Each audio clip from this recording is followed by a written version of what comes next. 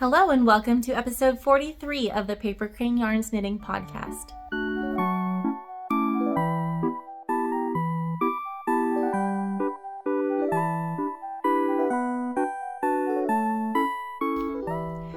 My name is Ashley and I am a yarn dyer and yarn store owner. I'm located in central Alabama, USA, and I am coming to you today from my little yarn store, which is called Paper Crane Yarns. You can find me on Instagram and Ravelry as Paper Crane Yarns, and everything that I talk about today will be linked down below. So any show notes I may have, links to patterns, that sort of thing, you can find in the description box below this video. So today is Sunday, January 26, 2025, and it has been 3 months since I have been here, I think. I've just had so much life stuff going on that I have not been able to record, which, as many of you know, means that I have a ton of projects to share with you today. So feel free to pause this video and come and go as you please. That's the fun thing about YouTube, is you are not obligated to sit here. If you want to see everything I'm working on, you are more than welcome to click away and come back at your leisure. So even though I call this a knitting podcast, like many of us do, I actually have a few different crafts to share with you. So I do have a lot of knitting, and that's what we will start with, but I also have crochet and quilting and cross stitch to share with you. And then at the very end, I will show a few of the amazing things that I have picked up over the past few months and talk about some life stuff, and I will make sure to save those for the end in case you are not interested. You just want to see the projects, and then you can click away before those little segments. So because it's been a while since I've been here, I'll just give you a very brief introduction. So I am a yarn dyer, as I mentioned, and I own my own yarn store, and that is where I am currently sitting. Since it's Sunday, we are closed, and Sunday tends to be the only day that I manage to record because it's the day that I have off from both jobs. So why not add a little bit of fun/work to my plate, right? I am a wife and a mother. I have a 2.5-year-old daughter. Her name is Ara. I treasure her so very much. My husband's name is Jason, and together we like to do a lot of food and flower gardening. We just built a pond this last year, so we're kind of enjoying what that's been like. Well, we hope to add maybe some fish, and yeah, we raise chickens. We have a cat and 2 dogs, and my other hobbies outside of crafting all the things are mostly baking and gardening and gaming. So that's a little bit about me, but let's go ahead and share what you are all here for today.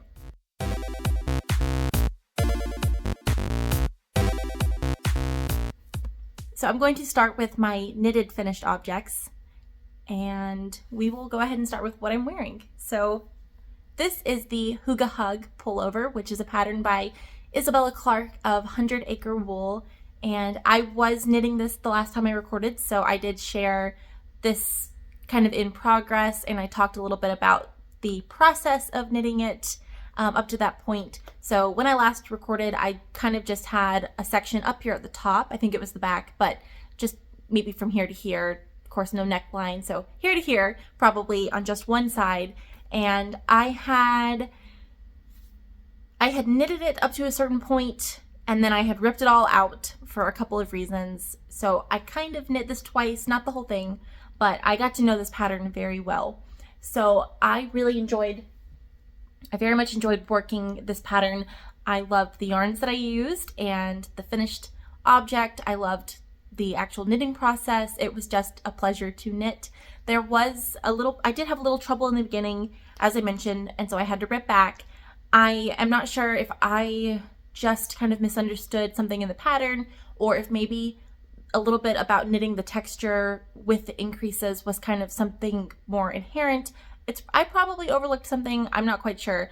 Regardless, the first time I knit it, I kind of knit it up to a certain point, and then I had ripped it all out for a couple of reasons. So I felt a little confused with what to do with the increased stitches when I would come back around to them and how to incorporate them in the texture. And obviously by the time I knitted it the second time, I really figured it out. I figured out a rhythm and what worked for me. Now, if I knit it how it was intended, I don't actually know. And it's been a few months now since I finished it. But yeah, all in all, it was not a difficult knit. It was just something that I had to kind of figure out a little bit more than maybe usual. So yeah, I knit size 1. Initially, I was planning on making size 2, and that was what I cast on for. But I could tell that it was going to be a little too big. It is definitely an oversized sweater, and I will stand up and share and show you, but I didn't want quite as much ease. So when I cast on the second time, I went with the size 1, and I'm really glad I did. I haven't actually tested my finished gauge. I think I'm probably similar to the pattern. My gauge might have been a little bit bigger. I am curious to test that. I just have not taken a second to do so. The yarns that I used were this Nutiden, and this is just such a gorgeous color. This is the only time I've ever purchased Nutiden, but when I saw this one, I just knew I had to have it. So I think I bought it about a year ago, and when I bought it, I always knew I was going to make this pattern, I think. So it just kind of sat in my stash until I found the time to actually cast this on. So yeah, this is Nutiden. It's a beautiful pink with tiny hints of red, and there's a little bit of a grayish undertone. And then I paired it with, this is my Hygge colorway actually, and it is a Suri alpaca, so it is a lace weight fluffy yarn. So I held these two double, and I just love the fabric that I achieved with these two yarns. As you can see, I have a good bit left over. I think I had 300 grams to start with of the Nutiden, and I had dyed 3 skeins of the Suri, which is 150 grams. So I do still have a good bit left over, and I plan on making some mittens with some, I think there's a pattern called the snowberry mittens. I'm just planning on making like a textured mitten to sort of accompany this sweater. Anyway, let me stand up and show this to you.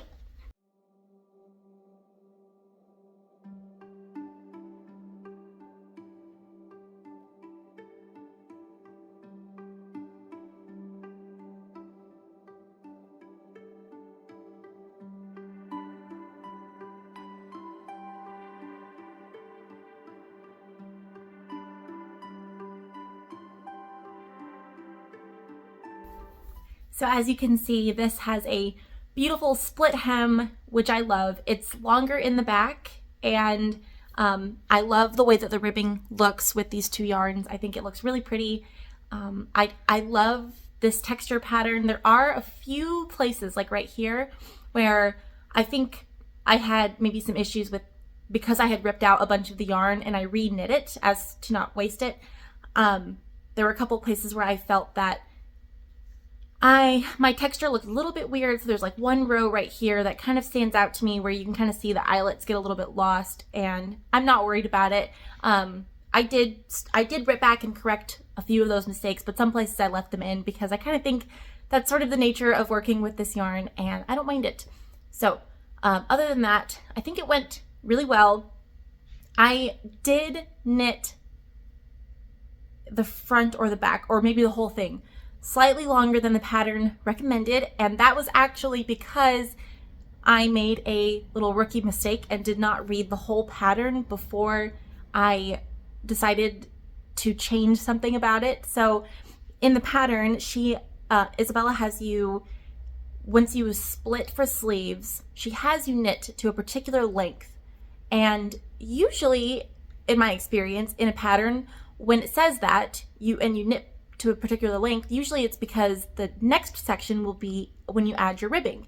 But that's not always true, and it had been a while since I knit a split hem, so I forgot that a lot of times when you knit a split hem, after you separate for sleeves and you knit to that particular length, when you go to knitting the front and backs separately to create that split hem, you usually add a little bit more length before you add on the ribbing. So when I knit the original length, I think it was only 4 inches or so, and I felt like that would have, maybe stopped here, and I thought, wow, that's way too short. So let me just add a little bit more length before I do the ribbing. And of course, it wasn't until I liked how long I had knit it that I realized that I was going to be adding a little bit more length. So yes, I did incidentally make mine a little bit longer. All in all, I'm okay with that. It is definitely quite long, and when I looked at some of the project pages, I did kind of like the ones that were a little bit more cropped since it's fairly oversized, but this actually goes over my bum in the back, the length of the sweater, so it's kind of nice to get to wear it with like yoga pants and feel comfy, but have it look kind of nice. And so I would totally recommend this pattern. It was a lot of fun to knit, loved the yarn, everything about it. So there we go. I do think it looks really cute with another pattern that I knit from Isabella Clark. This was a test knit that I had done, I think last year, could have been the year before, I don't know. But this is called the Today Beret, so it's another one of her patterns. It is a brioche knit beret, and it is gorgeous.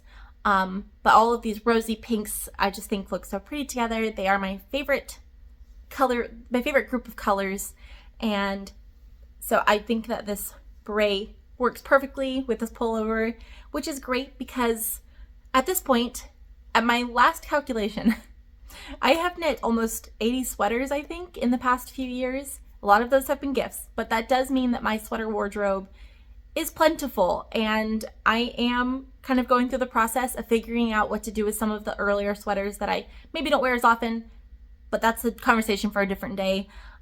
So my intention with all of my knits going forward is to make sure that I'm making things that really coordinate, that can pair well with what I already have, in terms of like just my my purchased fashion, things that I've sewn, and then all of the stuff that I've made. So yes, it's really great to make coordinating pieces, is my point. I also have this one, and this winter this has kind of been a large part of my wardrobe, is this particular pairing. So this was a knit that I completed a few years ago. It is the Powder Wrap by Casa Pinka. It's made out of Julie Aslin yarn. The colorway was Leaf Pile. It's a beautiful mauve brown kind of shade, hints of pink and red. And so again, just combining all of the cozy, rosy pinks and browns. I just love it so much, and it feels really good to be making things that go well together. So yep, this with a little shawl pin that I have laying around somewhere. I just think it's so pretty. Oh, let's make it even cozier. I haven't even taken a sip of this latte yet.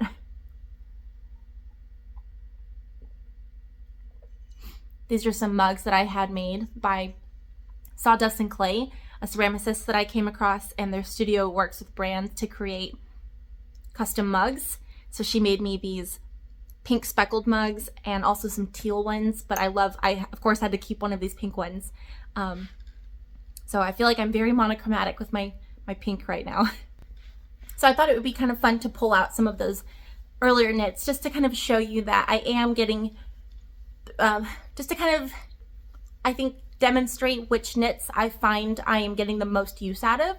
I feel like that is a useful reflection because it kind of helps me to plan what projects I want to make in the future, consider what it was that I like about that project, like the color, the type of yarn, the weight, the shape of the shawl, what kind of hat, those kinds of things. Very helpful for reflecting on what I want to make in the future. Okay, let's move on.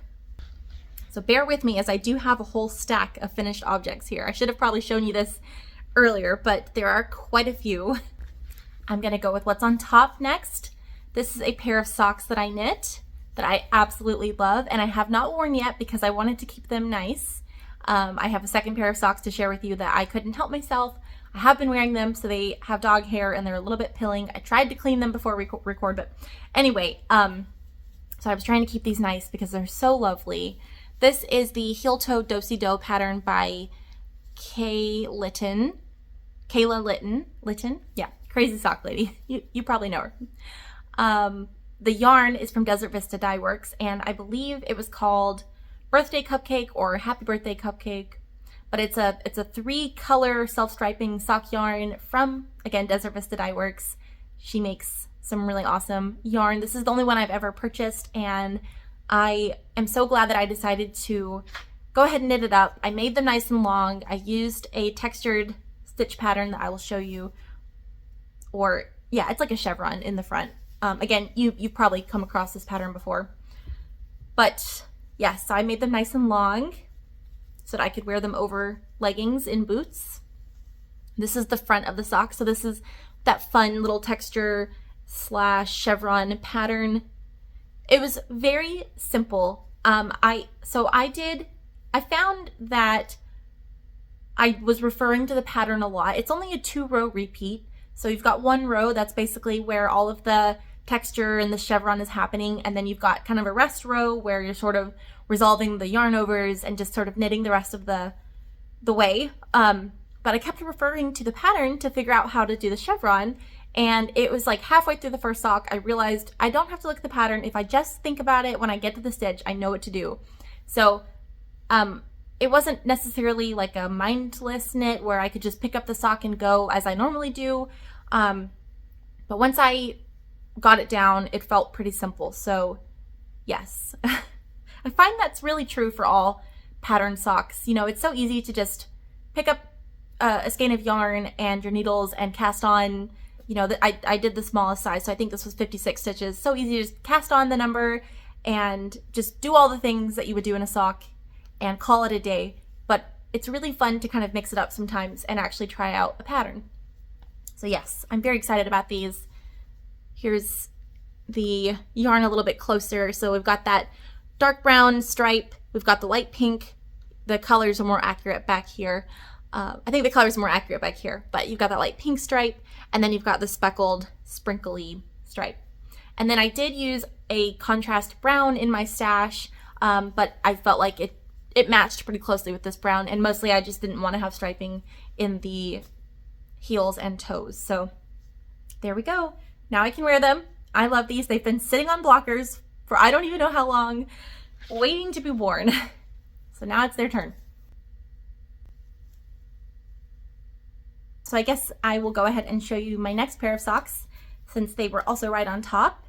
These are the ones that as I mentioned, I have worn them a couple of times. I've tried not to wear them out so that I could show them off, but I couldn't resist a couple of days. So this pair is called the Maine Coast Summer Socks. This is by Summerlee of Summerlee Designs, and this pattern is available on Ravelry. It is just a beautiful little cabled sock, and I knit it all in one color. This is KnitPicks, and KnitPicks has 2 bright reds like this. This one is more of the blue red. I cannot recall what the colorway is, but I know that the other colorway, the orangish red, bright red, is called Buoy. So this is not Buoy, it's the other one. I'm sorry that I can't think of it. I think it's on my Ravelry project page. So Summerlee, she had knit hers in the Buoy colorway, and when this pattern came out, I really wanted to use the same one, and that one was sold out, probably because of the pattern, so I just got the other red, and I'm really happy that I got this really beautiful bright blue red. So super gorgeous. Oh, okay. So I'm trying not to clang these together. My cuffs are different heights, which is funny because I did knit, and I've checked this and double checked this, and it could be that, you know, maybe I'm still counting wrong, but I knit the same amount of cables on both cuffs. And some of you are probably going to pause the screen right now and count to see if that's true or not. But I think what it is the first sock, which I think was this one, I actually did use Knit Companion on my iPad. There's a little highlighter bar, and that's usually how I knit charts, is I move the highlighter along the chart. So the first sock, I followed it and made sure that I was on the correct row of the chart for all of the cable repeats. And, you know, it wasn't, the cable part's easy. I just wanted to make sure that I had as many rows in between the cables as I was supposed to. But by the second sock, I felt overly confident, and I just thought, you know, I'll just count in my head. I know how many rows will be between these cables. And if I'm off one or two, what does it matter? Well, if you're off one or two in between all of the cowls, the cabled rows, obviously that's going to make a difference. So I think one of the socks is maybe half of an inch shorter. It's really not a big deal. And normally I scrunch my socks a little bit when I wear them, so you can't really tell, but I did have to kind of laugh at myself with that. And you know, every project presents some sort of lesson, and that is one of them. Do I really care? No. But if I was knitting a sweater or something, I think that would be a very important detail for me to pay attention to. So, you know, you knit and you learn. But I do think they're gorgeous. I'm pretty sure that when I just had to wear this, I wore it with this sweater because the pink and red combination I totally love so much. So yeah, so Maine Co summer socks.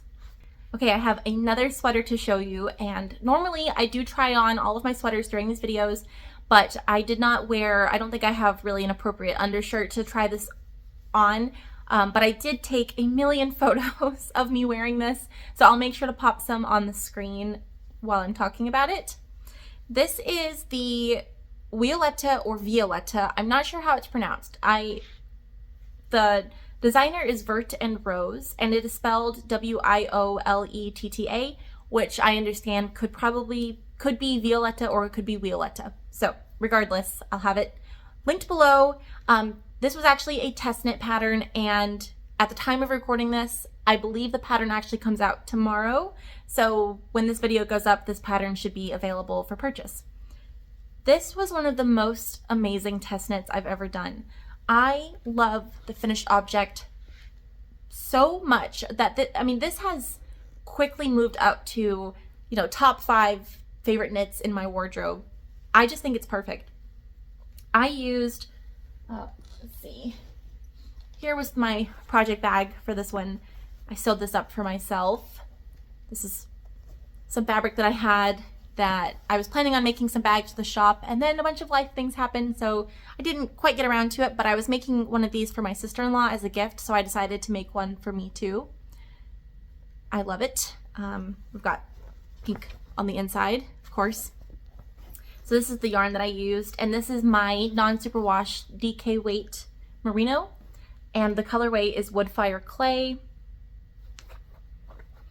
And this is what I have left over from knitting this. So this took, I think it was like 384 grams, so almost 4 skeins, and it's a size small. I knit it to pattern with no modifications.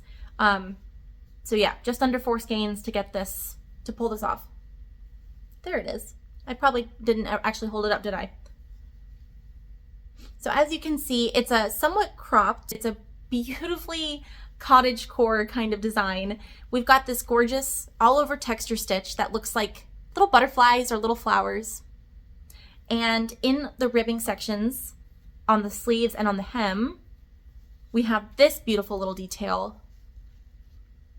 It almost looks like we've run a ribbon through it, so it kind of brings it in a little bit. It's such a lovely little detail. This was done over just a few rows, so you know, it didn't break up that kind of rhythmic ribbing that you would normally find in a cuff too much. It was definitely not hard. It did involve a little, like a cable needle or a DPN, because you kind of have to move some stitches around, and yeah, it was very simple. Of course, with this being a test knit, there was kind of an issue with the stitch count, I think it was, for my size, so we kind of adjusted that, and once we got that worked out, this little pattern worked out so pretty. And same with the hem. I think I had to add a stitch in the hem in order for the math to work out to achieve that in the ribbing. So yeah, this test knit, we definitely made a lot of suggestions, and you know, we caught a lot of like numerical errors, and that's what a test knit's for. That is no problem. But I was so glad that this pattern was test knitted, because it's a beautiful pattern. And I mean, all of her patterns are gorgeous, but I really wanted this to be a perfect pattern, which is kind of funny. Like, I obviously have no stake in it. I just really admire this design, and I wanted it to work out. So I'm thankful that it was test knitted, so that way everything is good to go come the release day. I mean, I haven't seen the finished pattern yet, but as far as I know, with all of the changes that we suggested and the errors that we found, it should be coming out pretty perfectly. I know that all the testers from my size, we were very vocal about what was going on, so the size small should be pretty solid, I think. Yeah, I love the little scalloped edge. When I blocked mine, I could have blocked it a little bit more scallopy. Like, she kind of even recommends that you do so. I was trying my best not to stretch this though, and with it being a non-superwash, I wasn't really worried about it growing too much, but it was the perfect length because it's slightly cropped, and I did not want to interfere with that at all. So I did not block my scallop aggressively. Mine is going to be a little bit more pointed, I think, but it's still lovely. And oh, the buttons that I found, I think are a major star of this show. They are so gorgeous. The color of the wood and the shape of the little flowers, I feel like they are vintage, but so trendy at the same time.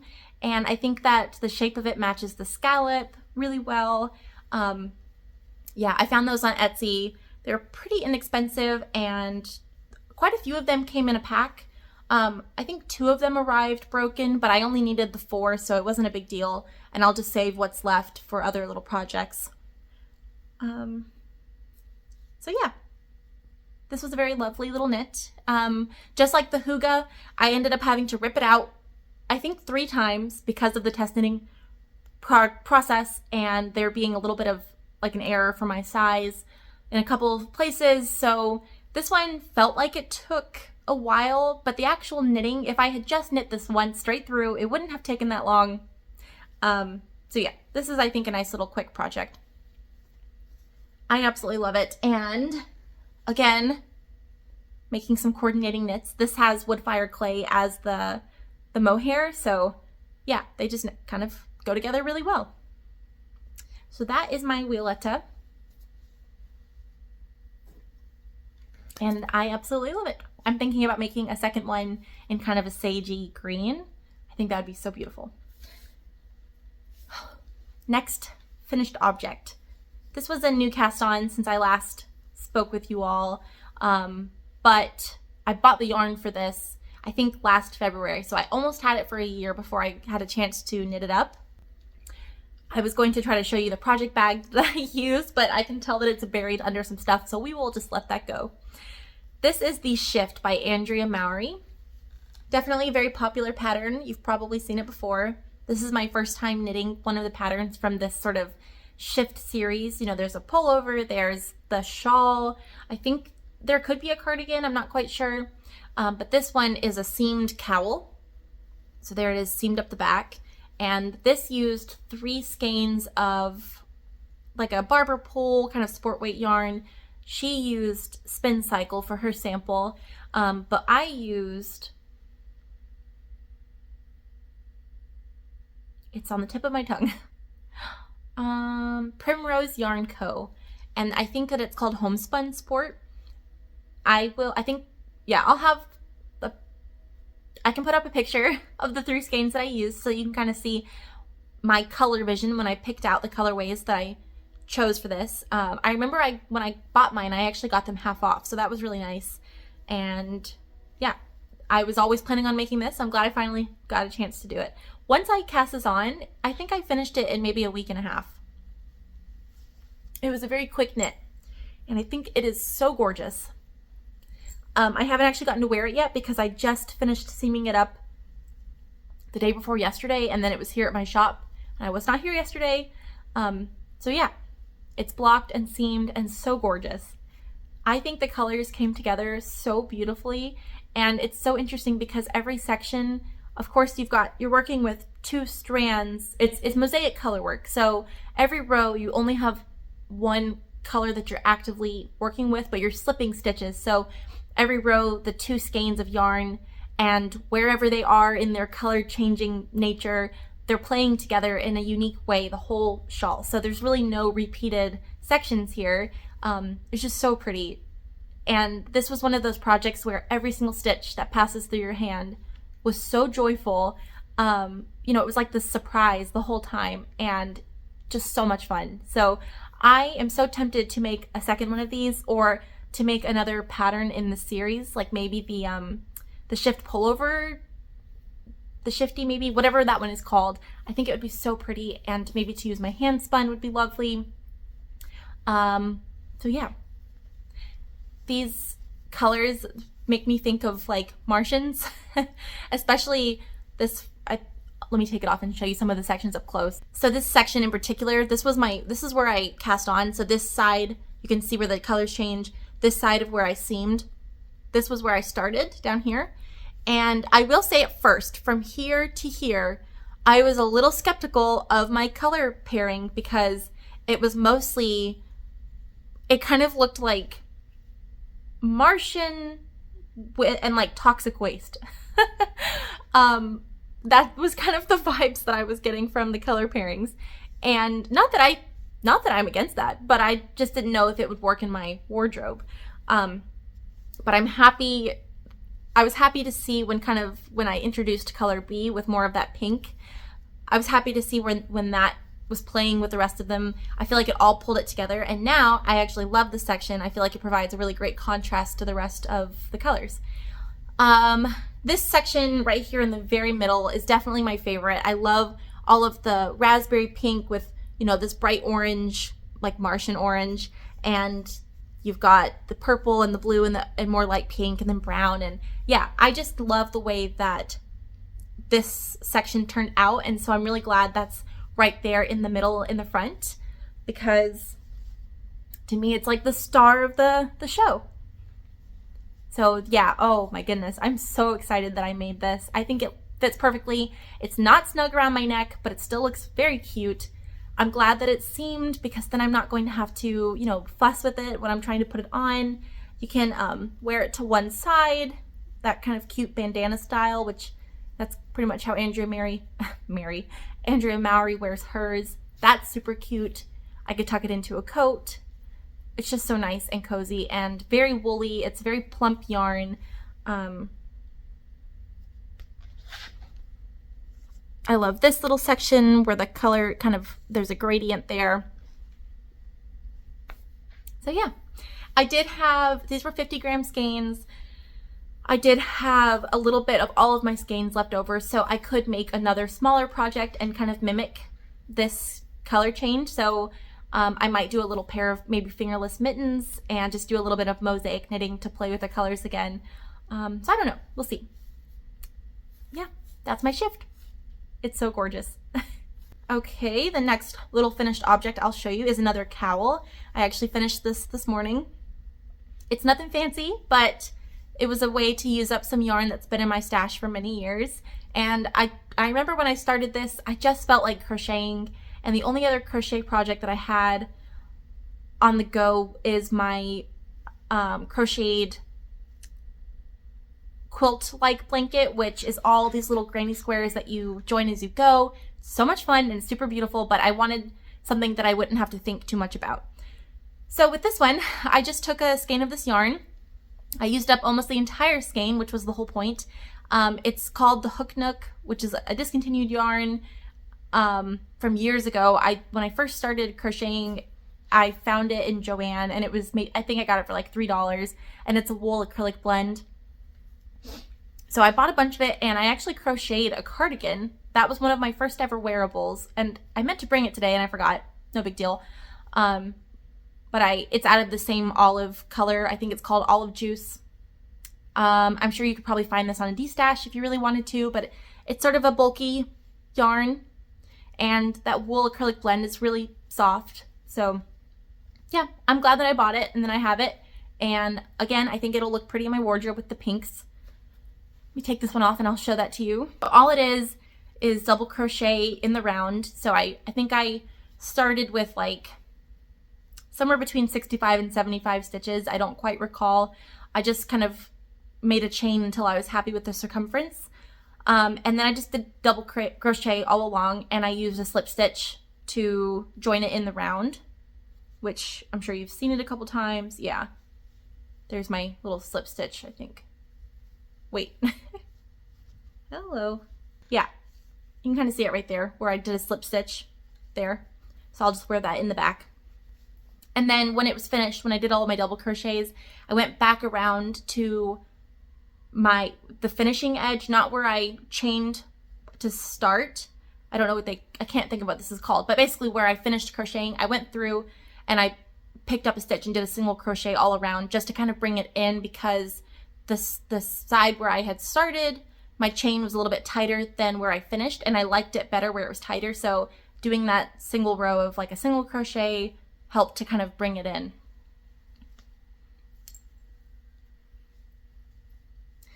Yeah, I think this is, this worked out really nicely. So I haven't blocked this or anything. I don't really plan to, because it's kind of cute and a little bit oversized, but yeah, that turned out really great. Like I said, I just finished it this morning, so I hadn't really tried it on yet, just kind of as I was going, but I'm really happy with the result here. So nice little project, very inexpensive, got some yarn out of my stash, and yeah, super cute. I love this olivey green color. I think it looks great with the pink, and again, I can tuck this into a jacket or wear it just like this. And I think it only took me 3 short crochet sessions to get this done. I think I used a 9mm hook, so it was really fast. Just nice and satisfying, and kind of a good way to just take my brain off of some of my more in-depth projects. And I have a few more balls of this same color in my stash, so my plan is, and it has been for a long time, I would like to make maybe a pillowcase, another crochet item, but a pillowcase out of this color, because I think it's a really pretty home decor color. But the other thing is, I might make a few of these, since this was a one skein project. I might make a few of these and just give them as gifts to people that I know. So yeah, that remains to be seen, but I feel like I've mostly gotten rid of a lot of the yarn that I purchased early on in my crocheting and knitting, because it was stuff that I wouldn't necessarily use now, or I bought it in strange amounts, maybe thinking I was going to crochet baby blankets, so not quite enough to do like a bigger project.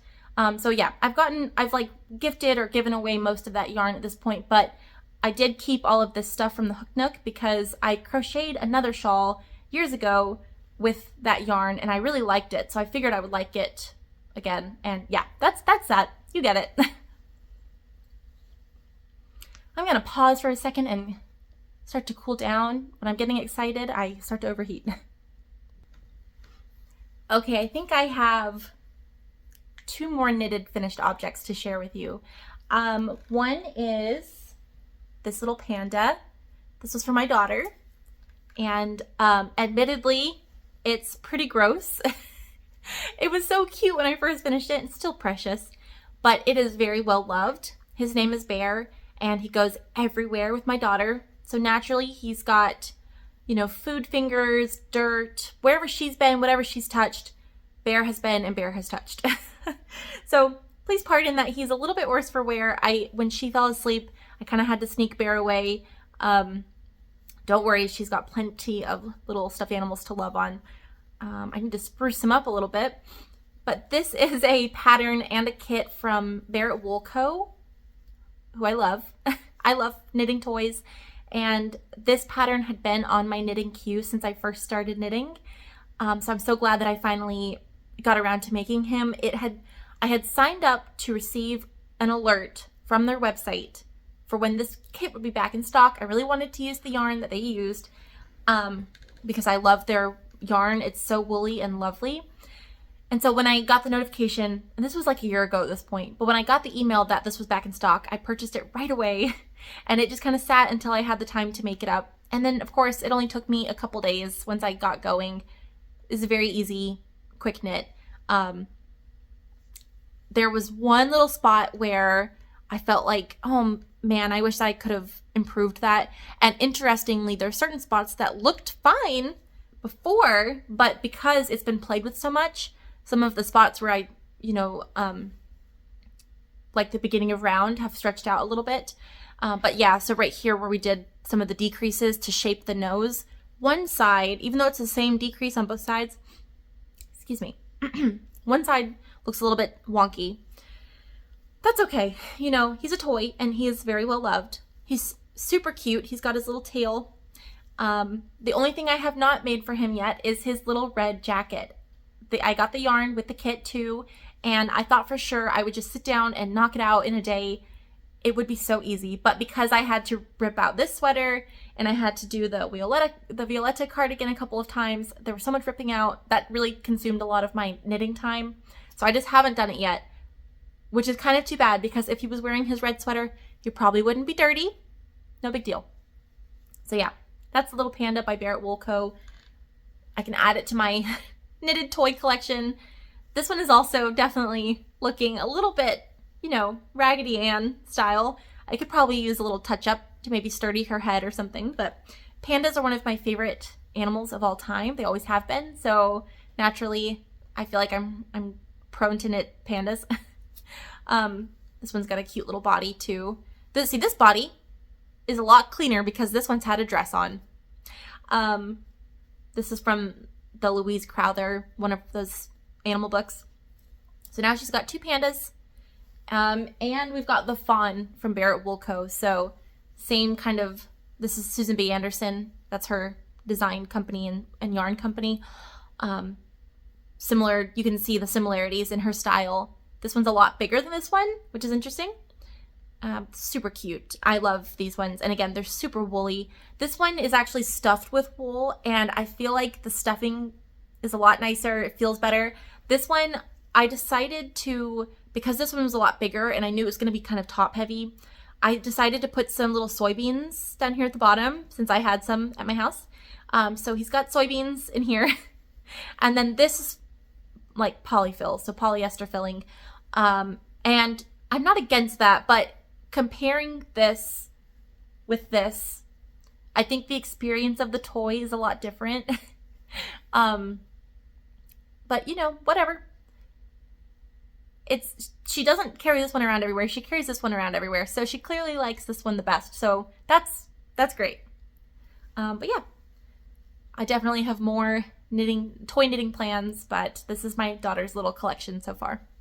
I have one more knitted finished object to share with you, and this was not something that I finished since I last recorded, but the last time I recorded, I did forget to bring it with me. So even though I briefly talked about it and I showed pictures, I didn't actually bring it to show. So I'm gonna just show this very quickly, but this is one of my favorite things I've ever made. And again, I didn't get a chance to share it last time, so I just kind of wanted to show it. I think pictures versus seeing it kind of in action is a little bit different. But of course, this is the Heirloom Quilt Cardigan by Katrin Seeberger. And this was my version. I knit this last year. I started and finished it within 2024, I think. So that's great. I want to say that I started this in June or so, and then I finished it in October. So as many of you know, I filmed Vlogtober this past year, and so you kind of got to see my process with knitting this throughout the month, and I really honed in on it and got it done. So this pattern, in case you were not familiar, all of these little squares are knit separately. There are ways that you can modify the pattern. I have gotten questions. You could totally modify this pattern. You could knit it in the round with the color work and do intarsia and then steek it. You could, there's just different ways that you could knit this. And I think some people who have knit this pattern have developed different processes so that they didn't have to knit each square flat and then seam them. But I just went with that way because that's what the designer did, and I thought it would be an interesting challenge for myself. So all of these squares are knit independently and they're knit flat, so you are doing color work on the right side and wrong side, so you're purling color work. And then you're seaming them all at the end. I seamed it exactly according to pattern for the size that I chose. I did size 1 for this pattern. And so there was like this big back panel, and then there were these 2 narrower front panels, and then you joined all 3 panels together, and you pick up for the ribbing, for the collar, and you pick up for the sleeves in the round. So after you get done with like the body, the sleeves are in the round, which is great. But yeah, I love this so much. I wear it a lot. It's 2 strands of fingering weight held double, so it's got a really nice heaviness to it. It feels like something very substantial. It's just lovely, just so lovely.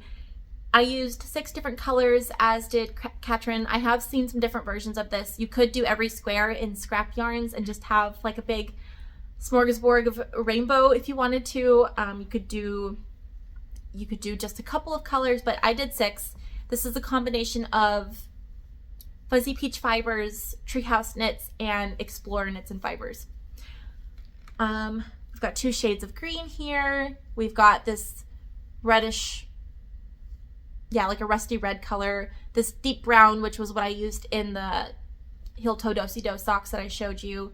This beigey pink kind of coffee cream color, and then this beige is called Nutcracker. So I used that as kind of my main color, since I wanted to sort of use a neutral, since I had all of, you know, these other colors. So overall, I definitely think this looks very me. It's kind of like pink adjacent, and then there's lots of green, and yeah, I just think it's lovely. So even though this pattern is a labor of love, I think it's worth every second. I honestly do. There were moments when I kind of had to push myself. I found that so for each size of the pattern, the size of the square is a little bit different. So for my version, my squares were a bit smaller, so that meant kind of casting on a lot of squares and having to finish them, versus like, let's say the size 2, each square was bigger. So even though it's, you know, more knitting, you're not casting on as many. And I feel like if I had knit the size 2 and I didn't have to make as many squares that way, maybe it would have not felt so daunting. I don't know. That's just a guess. But there were mornings when I would wake up 4 o'clock in the morning and I would tell myself, okay, if I knit 2, or if I at least knit 1.5 this morning, then I can get this done in this many days. And that was sort of how I pushed myself through it. So I kind of had to look at it through setting micro goals through the process, and it worked. So yep, there's my heirloom quilt cardigan. And as you can see behind me, I have been doing some quilt stars. So yes, we'll talk about that later. Okay, I think that is all of my finished objects that I will share. So now we'll talk about works in progress.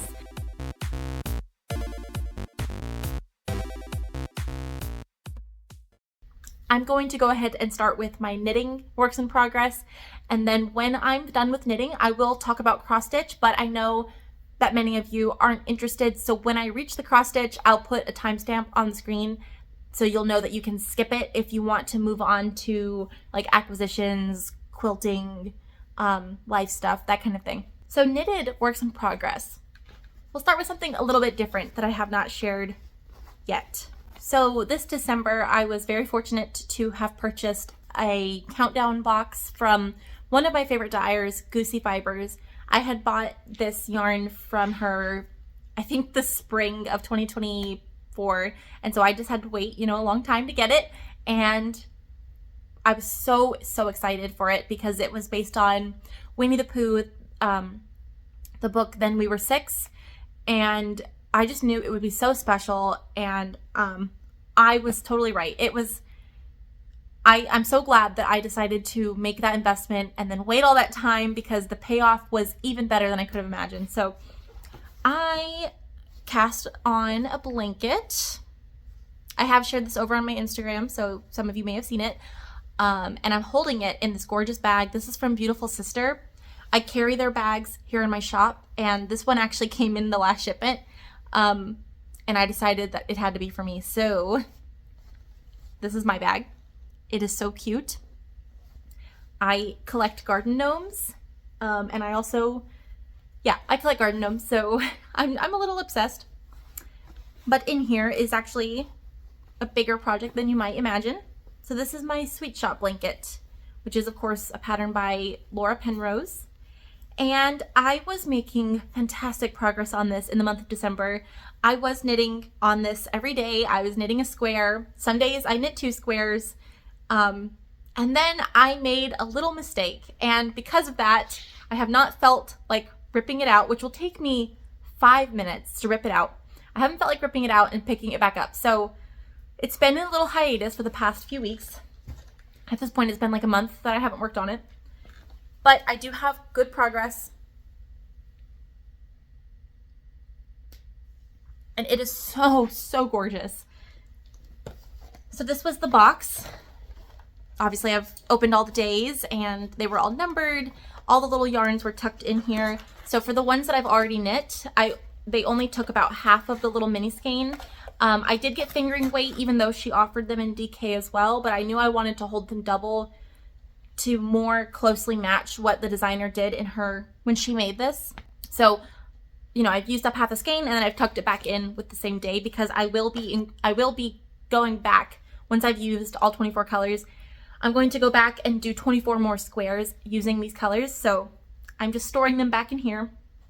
But yeah, you can see there's still some that are just in the skein that I have not worked with yet. So I think 12, 16. So I have knit 18 of the squares. So and that was me keeping up. So I'm behind by 6 technically of the days, but I do have to rip one out. The next color I'll be using, and you'll have to pardon that it's a bit messy. It's been sitting in this bag for all this time, but I've got this light minty blue with a little bit of speckle. I think that is day 19 perhaps. And my main color is an undyed Superwash Merino DK. It's the base that I dye for my Superwash Merino DK. So I'm using that. Instead of doing the fingering weight heel double, I'm doing a single strand of that and then 2 strands of the fingering weight. Anyway, what held me up was when I was knitting this, my plan was that I would knit each day as it came and I wasn't going to mess with the colors. I was just going to enjoy it. But there was one day or so, when maybe 1 or 2 days, where because of some stuff that happened in December, I ended up not getting to knit my square for that day. So it gave me a little bit of a chance to open more squares and then decide maybe I do want to move this color around and move this color around. So there were a few that I ultimately decided to kind of swap their placement because I didn't want, you know, like these, they're different. These two, this and this are different, but I didn't necessarily want them side by side. This diagonal I felt like was a little bit more of an effective look. Like you can kind of see where the blues are in a line and there's greens in a line. But anyway, it doesn't matter. Point being, I wanted to change things up. So one of the days I decided I would go ahead and knit a square over here because I knew that the color for the next day, I wanted it to come on this side.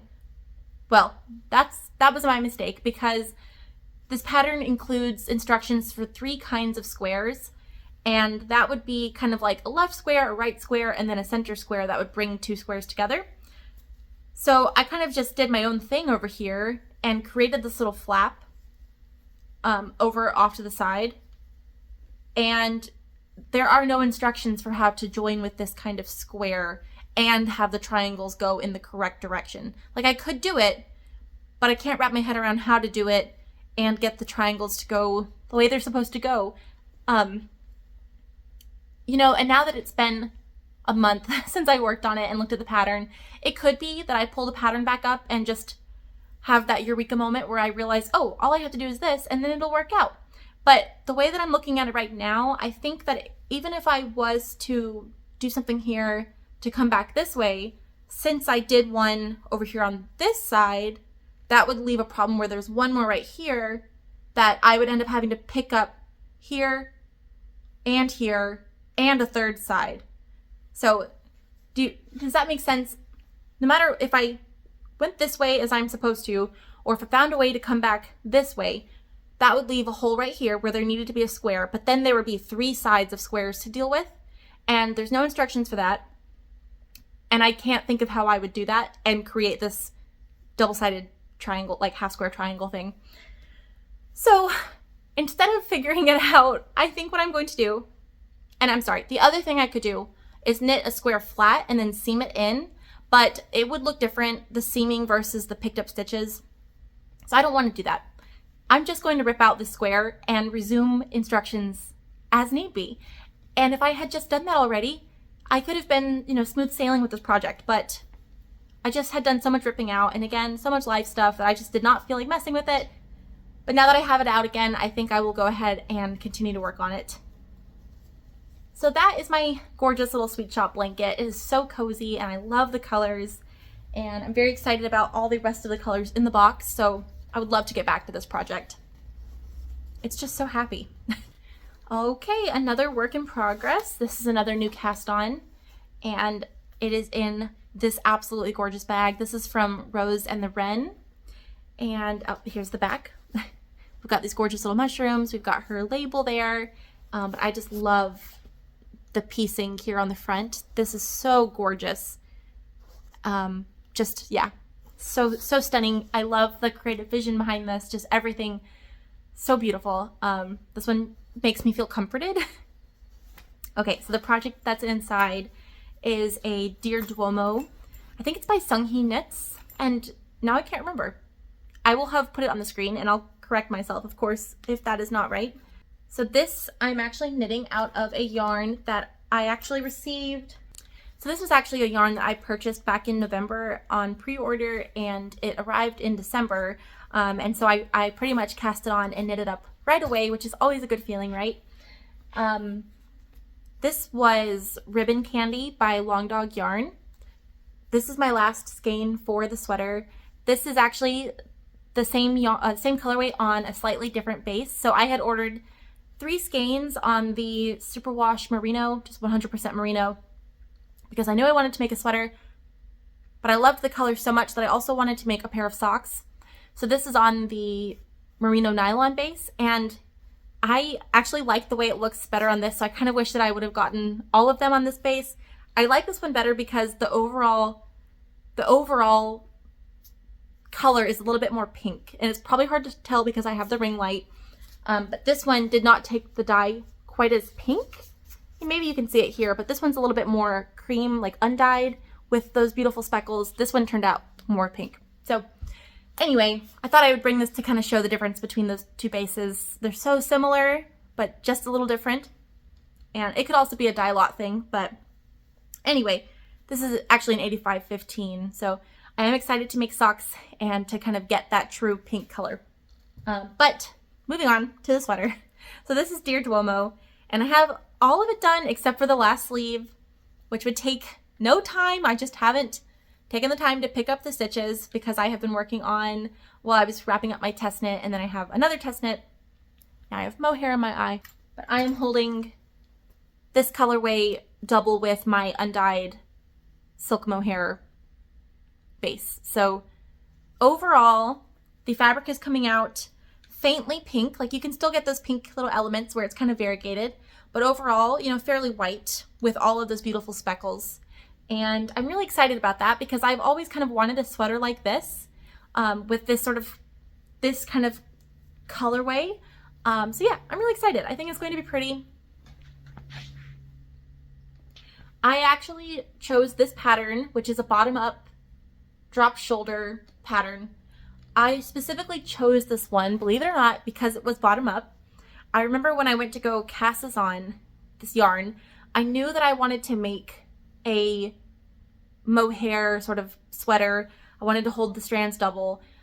And I was trying to decide between a few patterns. So I did consider the No Frills by Petite Knit, but for 2 reasons I did not pick that pattern. One, it's not quite size inclusive, and I do try my best to pick patterns since I'm going to share them, and I want to encourage, you know, others to knit them if I like the pattern. I try to pick patterns that are size inclusive, so I didn't want to pick that one for that reason. I also decided I did not want to make I think that one was the raglan that I was looking at. I didn't want to make a raglan, so I just felt like this one is not going to look how I wanted to, so let's just skip that pattern. And then I considered, there was a circular yoke pattern that I considered. It was a top-down circular yoke. And that one was size inclusive, although I can't remember what it was. But I decided not to get that one because I didn't want to do a circular yoke. So this ended up being the winner. I wanted a drop shoulder, and I wanted to do something bottom up because I just was at a point in my life at that moment where I needed a project that I could just cast on and just knit and not worry about shaping, not worry about increases.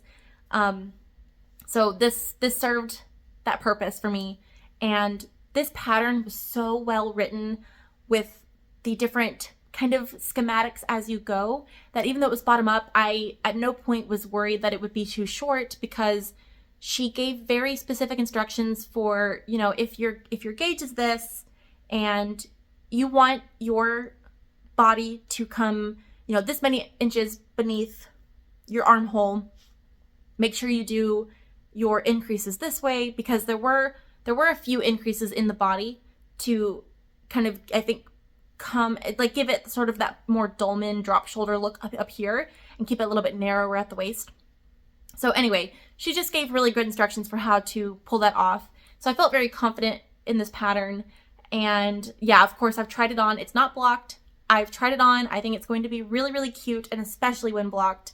So yeah, this one was a real winner for me. I've seen lots of people make this since this pattern came out, and I was never quite drawn to it. But what's interesting is I think as I became a more experienced knitter and I knew more what I was looking for in a pattern, in the process, like what shape do I want, those kinds of things, I realized that what I thought was a really basic pattern was actually a lot more clever than that. So I think it's a great wardrobe basic, but the pattern is not so basic. Very easy, super easy, but it had those little elements that just made the whole experience and the finished object, I think, just a little bit more elevated. Does that make sense?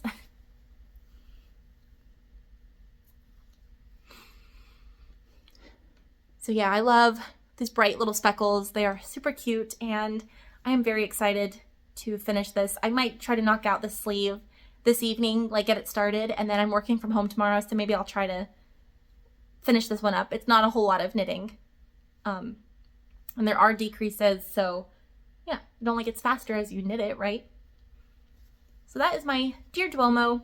There's the back. The color pulling, I think, is working out just right. It's not really pulling, it's mostly just the little stripes of speckles, and then there's that faint pink variegation, and yeah, I think it's going to be so cute. So the next pattern is actually a secret test knit, so I cannot share what it looks like yet. The pattern will come out in February, so this one had a really quick turnaround. It's a little accessory, but I love the yarns so much that I wanted to show you the combination, because especially right now, I think people are really enjoying pink and red as a combination. So I've got this in my cute little bag, my little walking and knitting bag. It's got the pink and kind of the red, which matches the project, so of course I had to do that. I received yarn support for this project, so I did get these for free. I just paid for the shipping from Knitting for Olive. So we've got the merino, this is the fingering weight, plus the soft silk mohair, and it's in 2 different colors. It's a cute little colorwork accessory, and I think it's going to be one of my favorite things ever. But yeah, it might be a little silly to not show you the project. I mean, I can't show you the project. It might be a little silly to pull this out, but I just thought this color combination was so pretty, and it's bringing me so much joy, which I really need right now, so I thought I would just show you. I think this colorway, this is Cherry Blossom, and it is the cutest little soft pink. And this one I believe is Poppy, a beautiful true red. So this is a thing that you will see from me soon. It won't be that long until I can share, so I'll make sure to put some stuff up on my Instagram and show it to you on my next video. I think I only have one more knitting work in progress to share. I do have other projects on the needles, but they haven't really received any attention from me, so we will just share those another time. So I will just share those another time, but this is a project that has gotten a little bit of work since I last showed it, and I believe that I had really worked on this before I recorded my last video, and if I recall correctly, I forgot to show it that time, so I thought I'd show it now.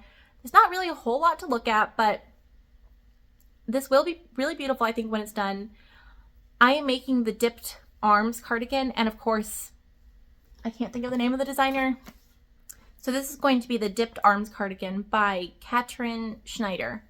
And right now I'm still just at the very top of the pattern. I knit the first little section of the back, and then I knitted the shoulder sections, and so I am joined now, the fronts and backs. Of course, it's a cardigan, so it's knit flat, but I'm no longer knitting the pieces flat. I am now just on one big piece, and this is a very slow going knit, so it's fingering weight, and that's not really the problem, but it's not something that I can just pick up and, you know, I'll just do a few rows of knit and purl. I can't because I'm doing different increases and decreases at the same time in different sections. So, you know, you're doing like V-neck shaping, I was doing armhole shaping, just different things going on at once. So it's something that I actually have to sit down and use Knit Companion and keep track of where I am. So it's just not a project that I have very much enjoyed working on, if I'm honest, which is too bad because I really love the yarn. It's similar actually to what I just shared, but this is Sweet and Spookier by Cat Sandwich Fibers, and it's more peach. And again, with the light, you probably can't really see a difference between the other one I just showed you, but it's more of a peach with a little bit of like a pink and some neon yellow. And because it's the dipped arms cardigan, there will be that color work that looks like you dipped your arms in a, you know, a dye bath. So I'm thinking I'm going to use this bright pink to go with it, but I haven't quite decided. I've just put it in the bag in case that's what I decide to go with. So yeah, I would really like to make progress on this, but again, it's a bit slow going. The other thing is when I cast on, I just have been making so many little silly pattern mistakes recently. I did not realize that this was meant to be a provisional cast on, and I decided to just go with it because I figured, well, you know, even though right here at the shoulder, it's supposed to be a provisional cast on, and I kind of made a mistake, I'll just pick up stitches. No problem. A lot of sweaters do that. But the issue is that the neckband, the collar, that was supposed to be, there was an element of that was supposed to incorporate the provisional cast on. And again, it's no big deal. I mean, the heirloom quilt cardigan, I just picked up stitches all the way around and I knit the ribbed collar that way. And I can do the same thing with this. But, you know, it's just one of those things where now I'm not going to be able to really follow the pattern. I'm going to have to think about it and do my own thing. So even though that step is so far away, it just kind of feels like I don't want to work on this. Plus, I'm going to make it a long cardigan, so there's a lot of work to be done. But I do enjoy knitting with this needle size. This is a 2.5, so it's a 3mm. I think that's comfortable in my hands, so I do enjoy it. But yeah, so there's just that little progress update since I had shared this a while back. And you guys know me, I am a finisher. It's very rare that I abandon a project, and if I do, I just rip it out. So I don't let it just sit around. I did actually do that over these past few months. I knit halfway through a cowl using my hand spun, and I realized it just wasn't working, so I just ripped it out. Anyway, yes, I am a finisher of projects, so I just wanted to show that and let you know that I'm still working on it. Okay, so I'm now going to talk about cross stitch. I'm going to put a timestamp on the screen if you would like to skip cross stitch. The next section after cross stitch will be a little bit of acquisitions,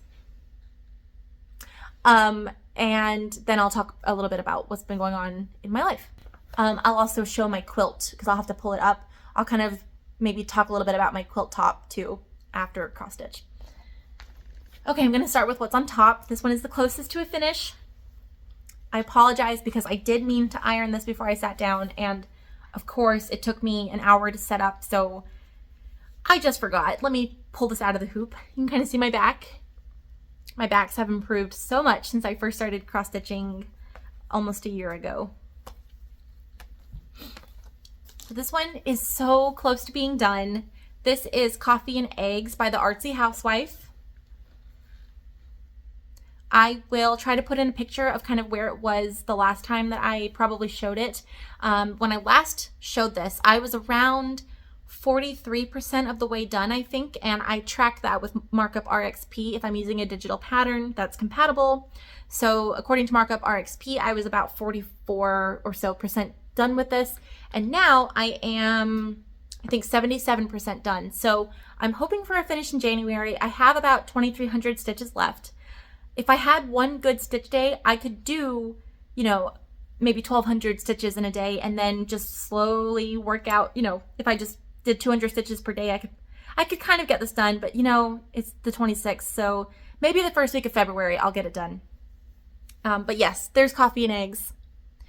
And I would have been working on this sooner, but if you may remember, I was stitching here, the lady, and I was halfway done with her hair when I ran out of that floss. So I reordered the floss, And imagine my surprise when it wasn't just a different dye lot, but it was like a completely different color. And I of course knew that could happen, but I never thought it could be that drastic for, you know, a newer floss. So I was like, oh, okay, I really want this to be right, so I'm just gonna order another skein of it. So I ordered another one, and it arrived, and it was totally different again. So it looked more like the one that I ordered before. And I thought, you know, what if the first one I got was an off dye lot, and they're actually both more supposed to be like this? So I thought, well, I'll have to rip out her hair, but I don't want to do that because that one looked kind of green, like a greenish brown, sort of like a green wood color, you know? So then I started to get concerned. But the second time that I ordered it, I actually ended up throwing in, because I didn't want to just order one, you know, $2 skein of floss. So I saw 2 other colors and decided, well, I'll order this too, because I'm paying for shipping. So I threw in this one, and this is Classic Colorworks Bramble Bush, and it's actually almost identical to what I had been using. So I thought, okay, well, that's great. I will go with this. But let me tell you guys, something that helps is to actually familiarize yourself with the materials that you are using, because it wasn't until I'd ordered 2 skeins of that floss that I realized that I'm a silly goose. And I was reordering, I think, Weeks Dyeworks in the hazelnut color, but that's not what I used. I used Classic Colorworks in the hazelnut color. So that was totally my fault. I bet if I had ordered the correct brand, totally different dyer, I probably would have gotten exactly what I needed. So yeah, you know, now I just realized I need to pay a little bit more attention to which floss I actually used. The problem was that I had put them all on this floss ring, so I didn't have the original little cards that they came with anymore. And I didn't double check my pattern. I just assumed, I don't know why. So that was on me. But again, fortunately, I had ordered this little skein and it was just perfect for this pattern. So I actually finished up her hair with it, and you can kind of see a little bit, especially with the ring light, because it really emphasizes the colors. You can see where I finished her hair with a different thread. But overall, you can't really tell a difference. It looks very, very similar. So I'm not concerned with it. I'm just going to keep moving on. So I ended up using this in all of the places, like right here, where I would have used the other hazelnut color, and it's just fine. So yeah, that was that little tale of woe. I did end up having to get a second skein of Ribbon Red and Autumn Spice, which is that golden color that's in her dress, and it's going to be in this rainbow. So yeah, it's my beautiful project bag. I love matching all the colors. I think they are perfect together. But yeah, so I just love this one so much. I have this gorgeous little pumpkin needle minder, pumpkin coffee needle minder from Frosted Pumpkin Stitchery. Perfect. I'm sorry, I'm so jittery today. I had a lot going on. I've been extremely stressed out, and I can feel myself like shaking and moving everything. So I apologize if I'm a little bit frantic. I'll try to hold this more still. I need one of those boards that you can put your cross stitch on. So I've definitely finished a lot since I last shared. I finished the woman and her 2 eggs. I did that little coffee cup that's next to her skirt. I started on the tree branch and the leaves and the little rainbow. That's what I'm working on right now, is this rainbow. So that pink color's done. Now I'm doing this color, and then next will be gold. I've got to do these little butterflies. So yeah, super close to a finish on this one, which is very exciting because I adore it. And even though I have kitted up some new projects, I've told myself that I'm not allowed to have any more starts until I finish this one in particular, and I'm very close. So, you know, that's great. The next project that I have gotten a lot of work done on is my Frosted Pumpkin Stitchery Mystery Stitch Along. It's the Arctic Animals Sal, which we are getting close to a finish on this. But I had actually fallen behind by 2 months, just about. I was behind by a month. So when the next clue came out, I had 2 months worth of clue to stitch, and that was presenting a lot of anxiety for me. Just because, again, everything I've had going on. But I did manage to catch up before the next clue came out. So now I am caught up technically. We have had this next clue, which I think will go right here.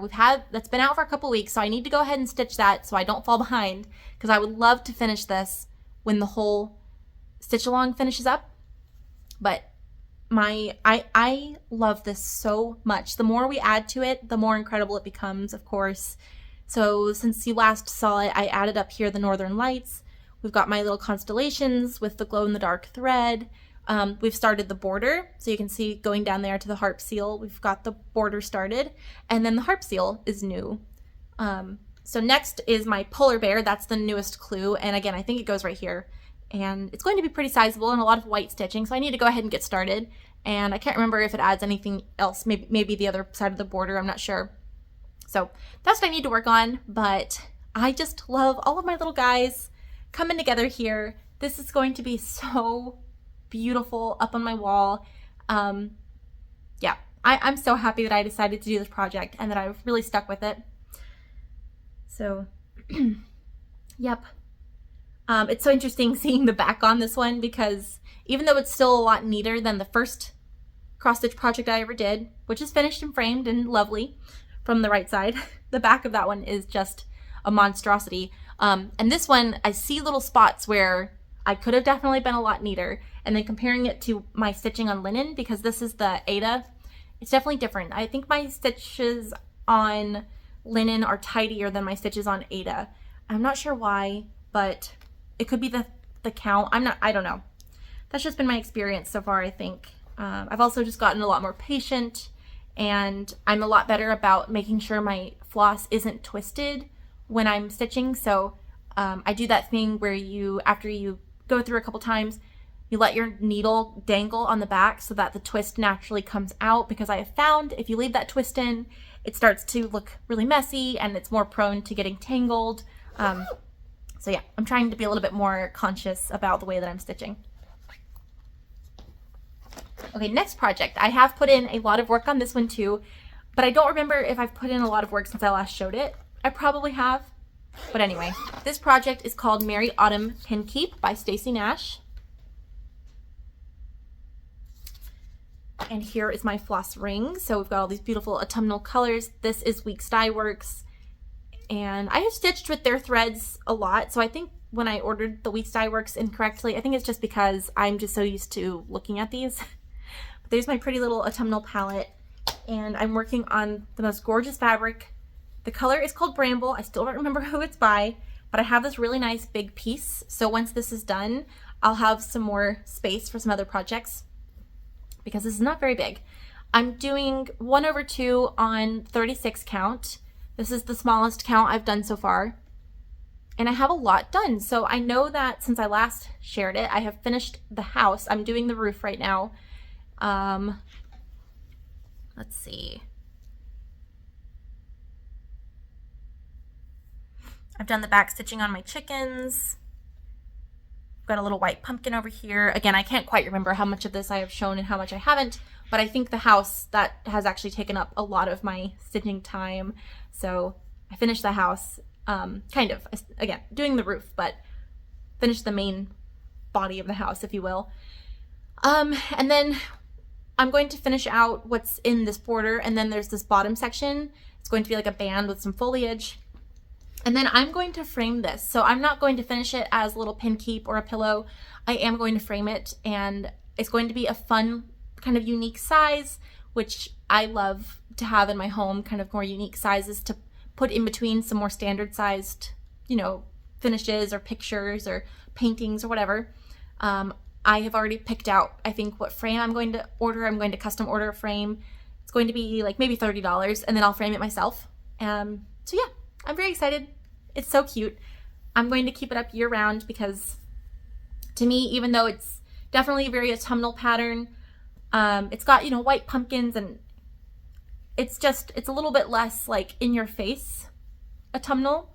And even if it was, I wouldn't care, but I am going to keep this up. So I'm excited to get this one done. Okay, one more. Nope, I still have a couple more cross stitch. So I haven't put in a lot of work in this one, but I will share it because I just got this project bag and it is so beautiful. It's quilted on this side. It's this really durable like canvas fabric. This is from Painted Leaf Co. But I have shown this before. I was stitching this in October during Vlogtober, and I just pulled it out the other day when I was putting it in a project bag. So I put a few stitches into it, but I just thought I would share it because it's really beautiful. It's called Always Time for Tea by Tiny Modernist. And it is a 4-color little silk pack stitch. So we've got these gorgeous little silks. I just love the color palette here. And then I'm stitching on this gorgeous Weeks Dyeworks.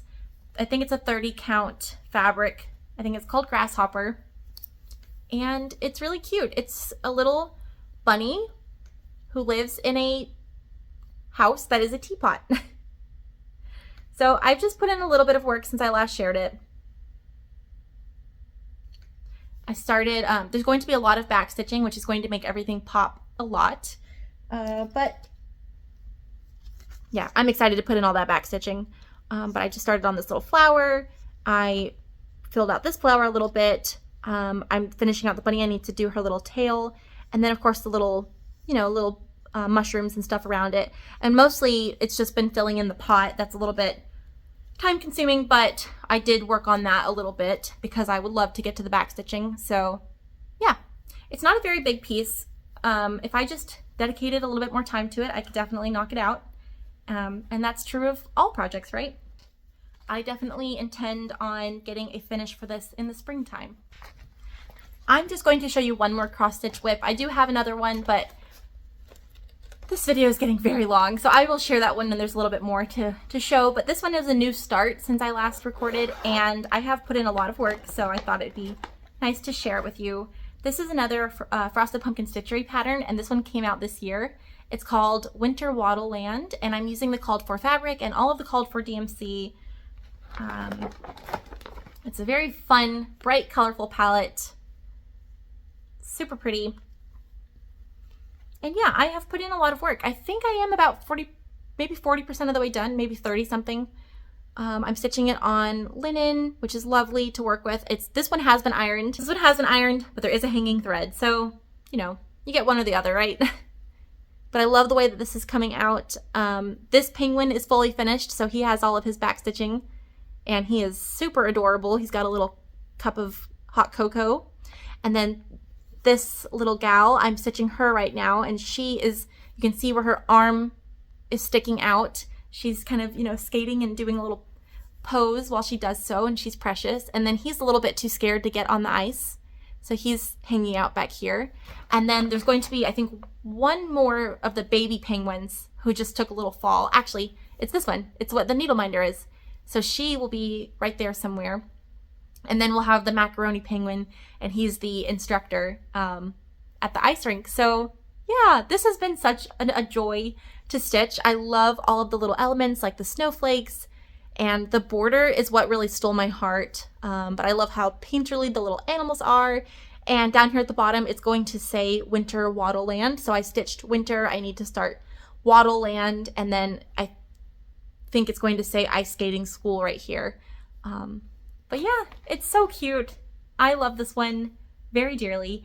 And we actually had a snow day this year, which was really awesome. That doesn't happen all the time in Alabama. So I remember I stitched this a lot on our snow day. Okay, that is all of the cross stitch that I will share. I have so many things that I want to start on, so many plans that I've made, lots of things I've kitted up, and I will make sure to share those with you guys as they come about. So allow me to briefly talk about my little quilt top that I just finished. So I got this fabric back in October. Again, I remember that so clearly because doing Vlogtober, you know, I was filming my life every day, so I remember the things that happened that month very clearly. But this was the Juicy Fat Quarter bundle that I received from, or that I purchased from Ruby Star Society. The designer is Melody Miller. So most of these fabrics are from the Juicy collection, but I did have some supplementary fabrics like this pink, I think was a Kona solid.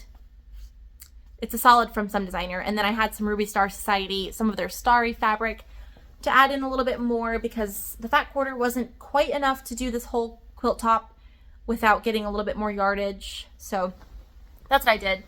And this is, so each of these blocks are 12 inches wide, so they're a foot long, and I have 5 widthwise and 7 lengthwise, so it's kind of like a nice twin-sized quilt. It's definitely the biggest one I've made so far, and I am going to quilt it myself, so that will be fun.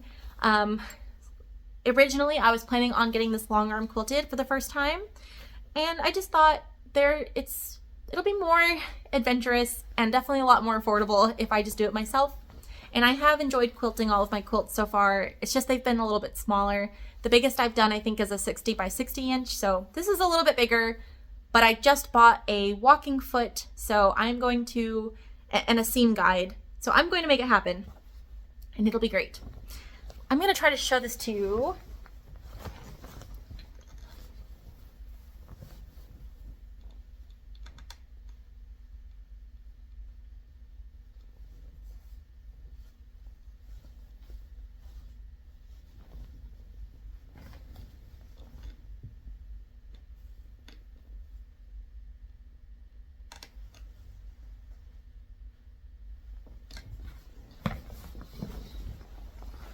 And I will definitely insert some pretty pictures that I took that kind of show off the whole thing. But yeah, I just thought I would share that since I just finished this past week. There's the back. It's just a nice big quilt top, and I have my cotton batting. I'm going to just do kind of a thin cotton batting because I want to be able to use this on my bed, but I also want to take it with me to yarn shows when I vend and use it as a little bit of a backdrop because it's so pretty. And I think it'll be so eye-catching, and it'll bring people over, and we'll talk about it, and it'll be so much fun. So I hope to have that completely quilted and done by the next time I record.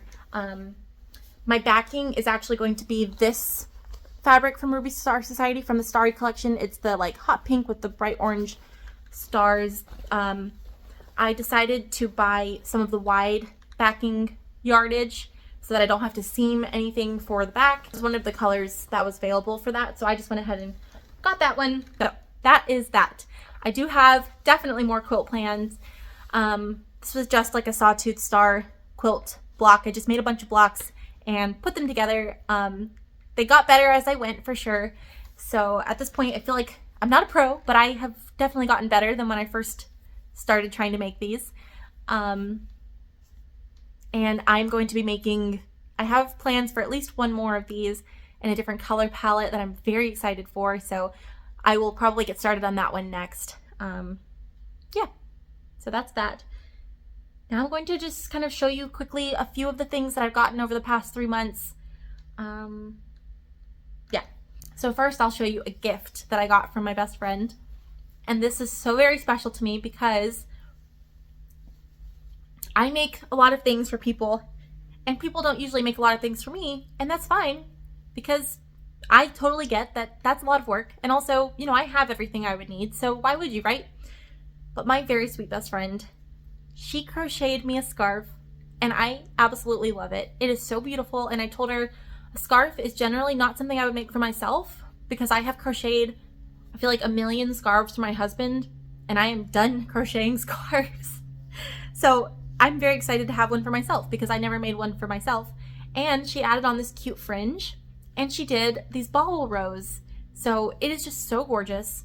It's like a color changing yarn. I don't know what brand it is, but it's color changing, and I think she said it's acrylic, but it feels like an acrylic wool blend. So it may have been an acrylic, like an 80/20 or something like that, like a Lion brand.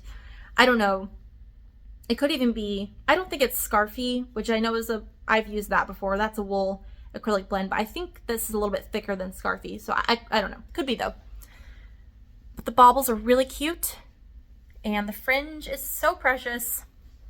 And so I absolutely love it. I've been wearing it a lot. I think she did a fantastic job, and it feels really extra special. So when I realized she was giving me a handmade gift, I wanted to make her something handmade too.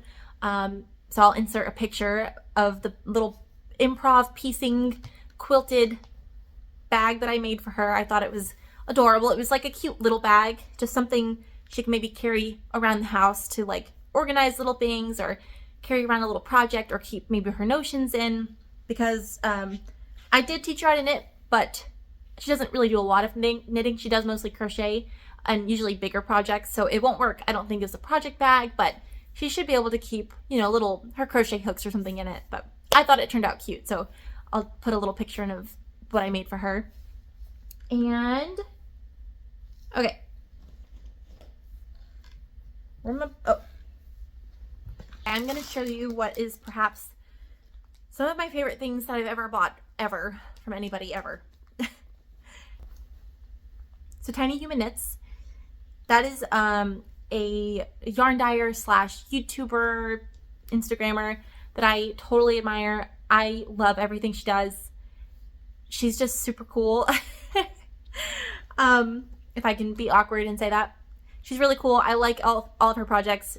She's really inspiring, and she just makes the coolest stuff. And we also, I think, like a lot of the same things, like media-wise, and like I know she likes anime and Over the Garden Wall. We both discovered it this past year. So anyway, she made these insane project bags. This is Enoch from Over the Garden Wall.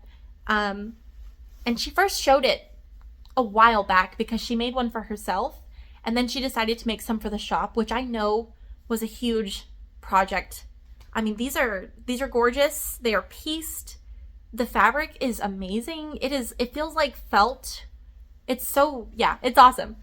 And of course she did all of this like applique kind of stuff to get his face just right, and it is just so perfect. So I know this was a lot of work. And when she first showed this a while back, and, you know, kind of vaguely mentioned that she would eventually have these, and then, you know, there was the Canada Post strike, and so things got delayed. And anyway, the day came that these were going to go up for sale, and I was ready to go. We were in the car on the way to Atlanta. I was not the driver, so I just had Etsy open, and I managed to get one. Like, it was just awesome. So I love this little guy, and I have some Over the Garden Wall stitch markers and yarn from her. So I'm going to use this for all the things. I did find out there is this Over the Garden Wall double knit scarf from a designer who also did a Katamari scarf last year or so. Cam the Stitcher, she's a floss tuber, she had talked about the scarf, and I hadn't heard of it before, but I'm planning on knitting that scarf at some point, and this will be my project bag, but I'm going to use him for everything. So I love him. And then I also got a few yarn. I got more than enough yarn from her in that same purchase to last me probably a good while. She's got a beautiful eye for color, and she had done this color palette called the Nutcracker, and she made a striped sweater, and it is so gorgeous. So when I realized that she was going to have some of this color palette, I got it in all the things. So this was my yarn purchase for the year, for sure. Yep, that happened in January. Bought all of my yarn, so no more yarn for me, except for next weekend, perhaps. I'm going to a little festival. Anyway, I got the sock set for this color palette, but I also got a little sweater kit. So I'm also going to make a striped sweater. I'm sorry it's crinkly. I'm going to try to not talk during the crinkly parts.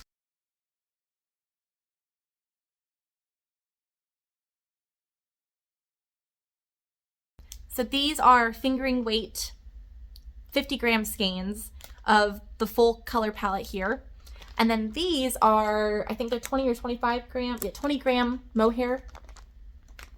So 183 yards, and this would be 200 yards, so they're about the same. So I should be able to knit up my very own striped sweater in this color palette, and I'm super excited.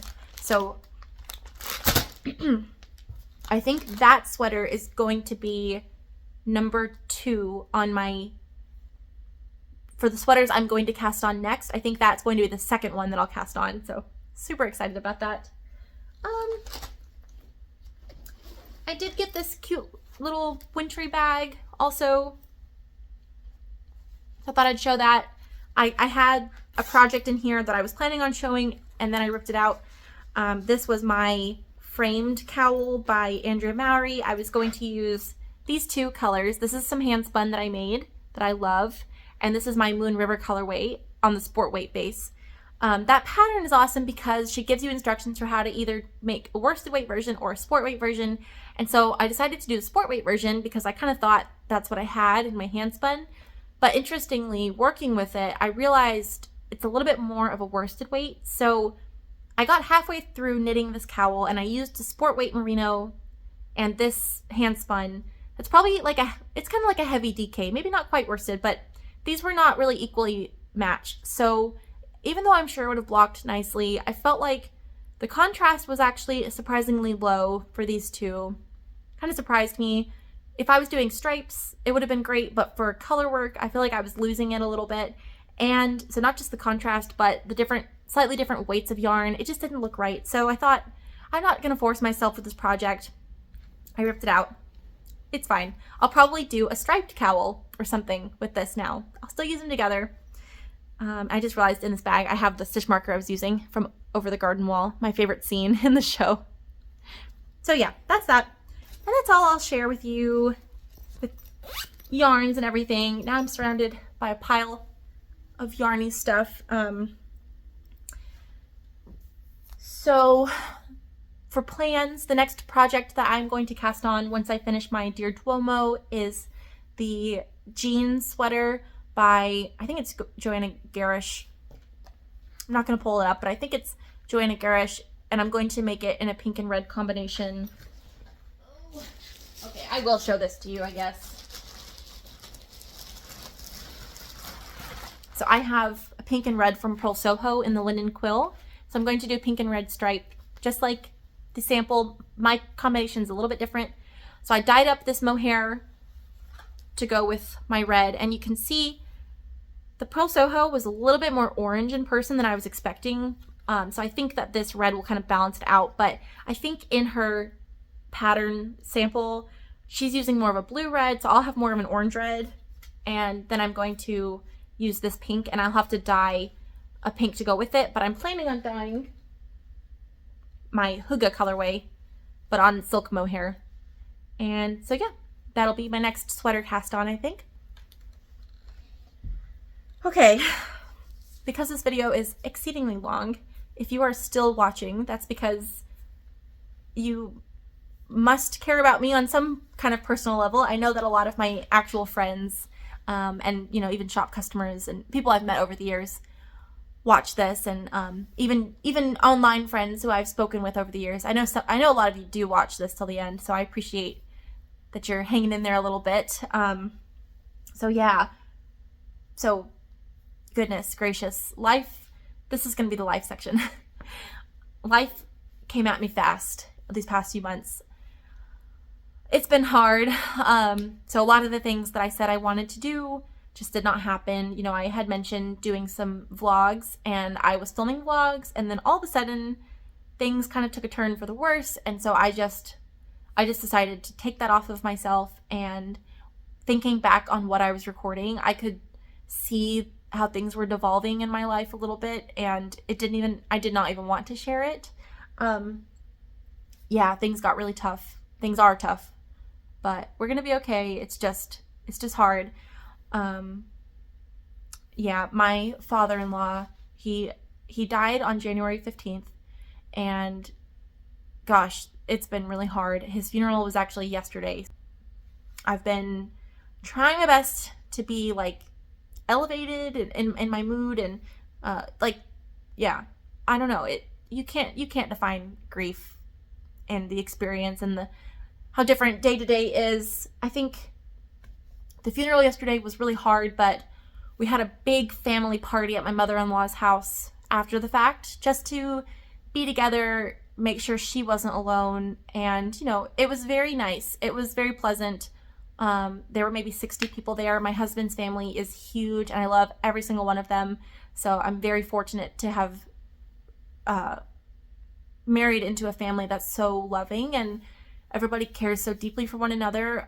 So these past few weeks since my father-in-law died, there has been so much love just from everybody. Everybody's taking care of my mother-in-law. You know, she does need assistance with a lot of things, so I'm very happy that I've been able to play a part in that, and everybody's been able to do it. But you know, that grief is still there too, I'm trying not to cry. I'm not going to cry on here. But I do love him very much. He was a wonderful man, a very good person, and he was always so kind to me and so welcoming, and I always felt like, yeah, he's like definitely a second father to me. I could not have asked for a better mother and father-in-law. They are both so wonderful. Anyway, even more importantly than that, my daughter, that was one of her papas, and their relationship was so special. Between my father and Jason's father, I think that girl got so lucky to have the most amazing grandparents she could possibly have. So it's really hard, and some of you will have had this experience, but trying to explain to a 2-year-old what's happened to, her loved one. And we've been over at their house so much, just helping out wherever we can and making sure that they're all getting to spend time together. And she's such an empathetic and very kind person. And she could tell there was something wrong, but she doesn't understand what has happened yet, but we have had some questions since where, she asks where he is. And so navigating that has been, I think, one of the hardest things, trying to figure out how to comfort my daughter, and of course comforting my husband. I mean, that's a whole other thing, but the difficult and somewhat relieving thing at the same time is this didn't come as a surprise, because he actually has been dealing with cancer for many years, and it was getting very, very bad, and he has tried so many different treatments, and I do think that they probably gave him a couple more years, and I'm grateful for that. But especially near the end there, he was just, you could tell, just he was in so much pain. It was so hard to see him that way. And in December, my husband very, unexpectedly had to leave for a couple of weekends at a time, because he was having to take my father-in-law up to Tennessee for some treatment. So that was part of why it was like, whoa, everything feels like it's falling apart really fast, because obviously we hadn't planned for him to be out of town. So we had no provisions in terms of like making sure that I had everything I needed for like the business and keeping my daughter and just everything all at once. Obviously I'm so glad he got to go do that, but it was just an unexpected thing for the family, for him to suddenly be gone and to be doing something so difficult. And yeah, so that was just in December, and then it was just, just 11 days ago that he died. And so we've just been scrambling ever since to figure everything out, and I'm sure a lot of you know what that is like, and I hate that for you, and I don't want anybody to know what that's like. I appreciate everybody being so kind when I kind of shared a little bit that what I was dealing with. That's what's been going on. But other than that, I'm hoping for a really nice year for the business. And, my daughter, she just grows by leaps and bounds every day. The amount of knowledge and her self-drive and just everything that she's figuring out in the world is just so beautiful and just incredible, and I can barely keep up. So that's the one really happy thing that I have, that she's just got so much that I've got to look forward to through her. So that's been a real pleasure. But okay, it is now 2 hours. Hopefully I've cut this down as much as I can. This is run of the mill for me, right? I think I've been making YouTube videos for 4 years, maybe going on 5 years, maybe 4. And I only have, other than vlogs, I only have 43 of these sit down podcasts. And again, we're talking 80 sweaters, probably 20 shawls, however many pairs of socks. That's a lot of things that I've worked on. And it's, if you think of the numbers, I feel like I'm only making these videos maybe 10 times a year. So if I'm making all those projects and I'm only sharing them maybe once a month, maybe once every 3 months, these videos are just so long. So anyway, I'm done rambling. I need to clean up, and I want to go home and try to get a little bit of rest. But I hope you all are doing well, and to those of you who have reached out and let me know that you've recently lost somebody, I'm very sorry you're experiencing that. Seems like seems like a lot of people I know are dealing with that right now, so I'm very sorry for you, and I totally understand what you're dealing with. And no matter what you're dealing with, I hope that things go well and, you know, you can learn to navigate them and all of that. So, but yeah, happy crafting, happy knitting, and all of those things. And I will hopefully talk to you guys soon. We'll see. All right. Bye.